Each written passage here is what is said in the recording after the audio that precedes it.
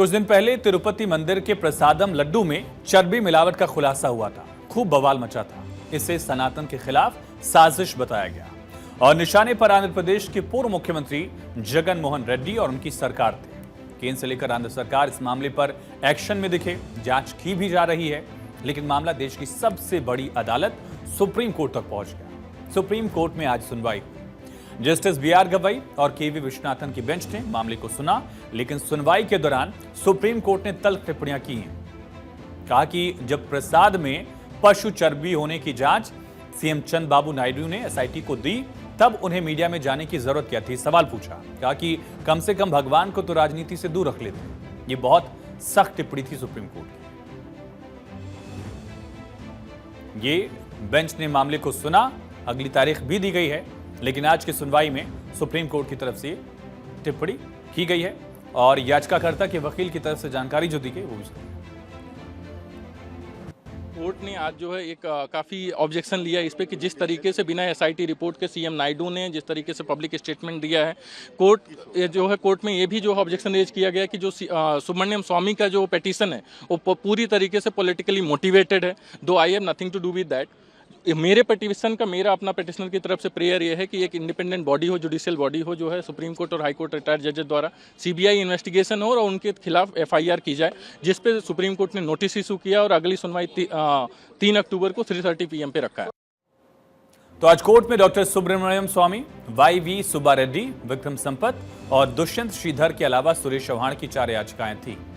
सुब्रमण्यम स्वामी की ओर से वरिष्ठ वकील राजशेखर राव, वाईवी सुब्बा रेड्डी की ओर से सिद्धार्थ लूथरा, आंध्र की सरकार की तरफ से मुकुल रोहतगी और केंद्र की ओर से सॉलिसिटर जनरल तुषार मेहता आज पेश हुए, मौजूद रहे। इस दौरान कोर्ट में दलीलें क्या क्या दी गईं और क्या कहा गया, ये बेहद जरूरी है, क्योंकि बहुत अहम ये सुनवाई थी और कोर्ट की जो टिप्पणियां हैं वो भी बहुत ज्यादा अहम है। याचिकाकर्ता ने कहा, मैं चाहता हूं कि भावनाओं का सम्मान हो। हमारी मांग है कि संवैधानिक समिति बनाई जाए, इसकी जांच रिटायर्ड जज करें कि चर्बी में मिलावट की गई, चर्बी और इसकी मिलावट थी कि नहीं घी में। इस पर मुकुल रोहतगी ने कहा कि वास्तविक याचिका नहीं है, ये मौजूदा सरकार पर हमले की कोशिश है। देवस्थानम बोर्ड की तरफ से, मंदिर की तरफ से कहा गया कि कारण बताओ, नोटिस जारी किया गया, किस तरह का सामान सप्लाई किया जा रहा है। जस्टिस गवई ने कहा, क्या आपके पास कोई आधार है जो आप इस नतीजे पर पहुंचे हैं? सरकार की तरफ से मुकुल रोहतगी ने कहा कि हमारे पास लैब रिपोर्ट है। फिर से जस्टिस विश्वनाथन ने पूछा कि रिपोर्ट तो अभी साफ नहीं है, अगर आपने जांच के आदेश दे दिए थे तो मीडिया में जाने की जरूरत क्या थी? ये बहुत बड़ी टिप्पणी थी कि एसआईटी जब जांच कर ही रही है तो आपने पहले ही मीडिया में स्टेटमेंट क्यों दे दिया? ये भी पूछा।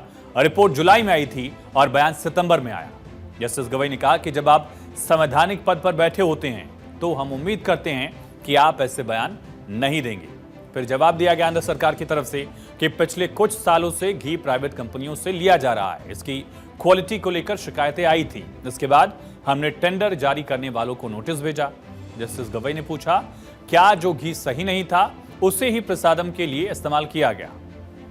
जब अदालत में जज ने पूछा तब देवस्थानम बोर्ड की तरफ से कहा गया, टीटीडी की तरफ से कहा गया कि लोगों ने शिकायत की थी कि लड्डू का स्वाद सही नहीं लग रहा है। जस्टिस ने फिर पूछा कि आप कह रहे हैं कि लोगों ने स्वाद की शिकायत की है, क्या आपने लड्डू को जांच के लिए एनडीडीबी के लिए भेजा था कि क्या इसमें मिलावट है, पता लगाने की कोशिश आपने की? फिर तुषार मेहता ने कहा कि आस्था का मसला है, अगर मिलावट वाला घी इस्तेमाल किया गया है तो इसे स्वीकार नहीं किया जा सकता है। जस्टिस गवई ने कहा कि अगर एसआईटी जांच चल रही है और ऐसे बयान पब्लिक में दिए जा रहे हैं, तब आप सोचिए कि एसआईटी पर असर क्या पड़ेगा। अगर शिकायत थी तो आपको हर टैंकर की जांच करनी थी।